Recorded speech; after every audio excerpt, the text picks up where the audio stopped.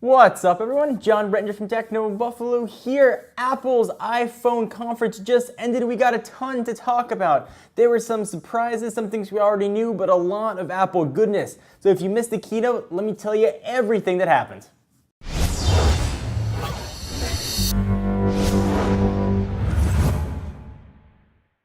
So it got started in predictable fashion with Tim Cook coming on stage talking about the iTunes Festival, which I didn't even know was a thing, but it's already in its 7th year. It's 30 nights of music that takes place in London.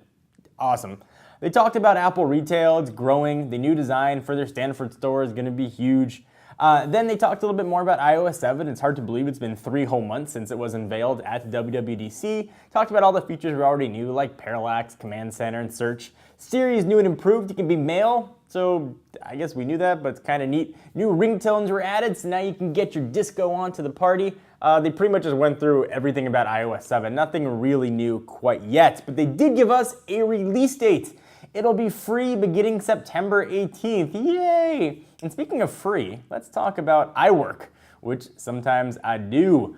So all 5 iWork apps will be free on iOS for any new iPad, iPhone, or 5th generation iPod Touch. We don't know if you own a current generation, if you download it, if it'll be free, but we'll have that information very soon. But heck, free products.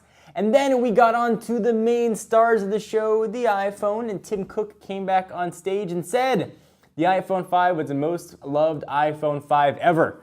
And then they killed it. That's what they do to their most loved child. Man, I hate to be their second most loved child. And then Phil Schiller came back on stage to talk about 2 new iPhone designs. Who knew? First up, predictably, is the iPhone 5C, and that is the official name. They even poked a little bit of fun at the leak, saying, and I quote, "A few of you may have seen some of these shots on the web, and that's cool." But you know they didn't think it was cool. They're all like, stupid leaking factories from China sending these cases out. Anyway, it's going to be available in green, yellow, blue, pink, and white. The design has no seams, part lines, or joints. Then they talked about cases for the iPhone 5, which actually look pretty neat. They were designed around the camera and flash while still allowing the device's color to shine through. The back looks like a Connect 4 board. So you can still see the device color and sort of contrast with other new cases, which are made of hard-coated polycarbonate. Also plastic. Inside the iPhone 5C, they built it with an all-new construction method that uses reinforced steel structure.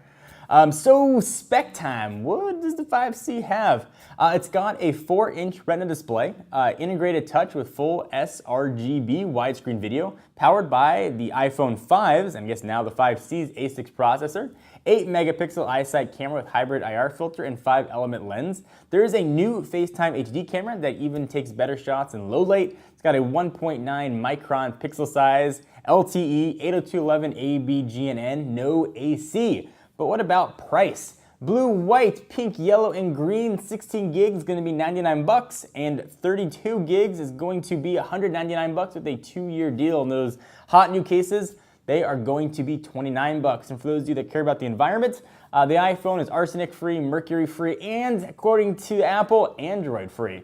Then they showed a video, and Johnny Ive, in his cool Johnny Ive accent, said, and I quote, "The iPhone 5 is beautifully, unapologetically plastic." Which I didn't know what that meant. It was just kind of funny. Do they have like phones that are plastic that apologize? Next up, the iPhone 5S, which is kind of cool. They claimed it is the most forward-thinking iPhone ever, which kind of sucked for the iPhone 5C that got announced the same day. Colors, it's got new colors. It's going to be available in gold, silver, and space gray. But where things get different are what's under the hood, as usually the case with the S variants.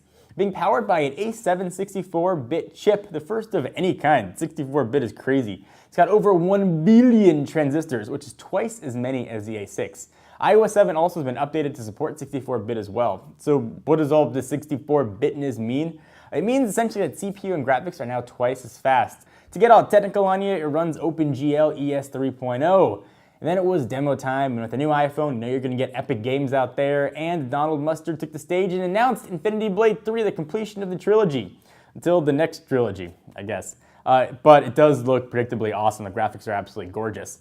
It'll be available alongside the new iPhone 5S. And then Phil Schiller came back on stage, and he said the A7 has a surprise. It brought its buddy with it, the new M7, which is essentially a motion coprocessor. So it measures motion data continuously. Accelerometer, gyroscope, and compass support, all does all that kind of stuff. So anytime your phone moves, this thing is working.